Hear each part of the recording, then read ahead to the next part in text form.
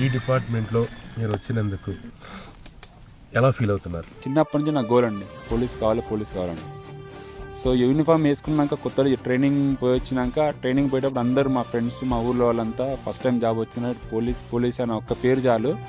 ఆ పేరే ఇప్పటి వరకు ఎన్ని కష్టాలు వచ్చినా కానీ నాకు ఏమీ అర్థం తెలియకుండా బయటికి అంటే గెటిన్ అవుతున్నాను సార్.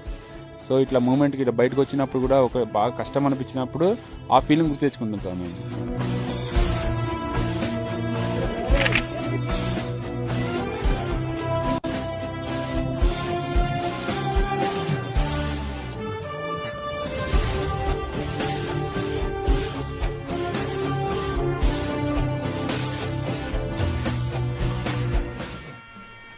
వన్స్ నేను ఈ డిపార్ట్మెంట్కి వచ్చినందుకు చాలా హ్యాపీగా ఫీల్ అవుతున్నాను. మా పేరెంట్స్ చాలా హ్యాపీ అనమాట.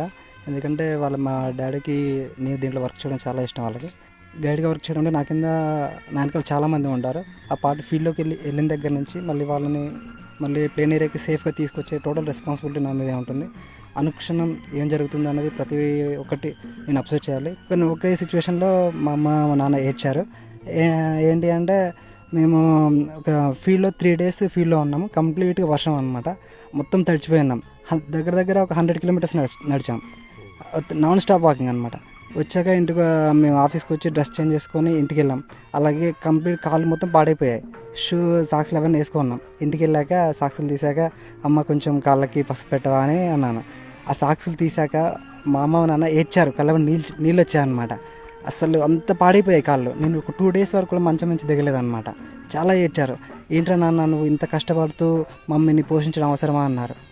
కానీ నాకు వాళ్ళు ఏడ్చారు. కానీ ఈ విధంగానైనా కొంత నేను ఈ సమాజానికి సేవ చేసినందుకు నాకు చాలా హ్యాపీగా ఉంది.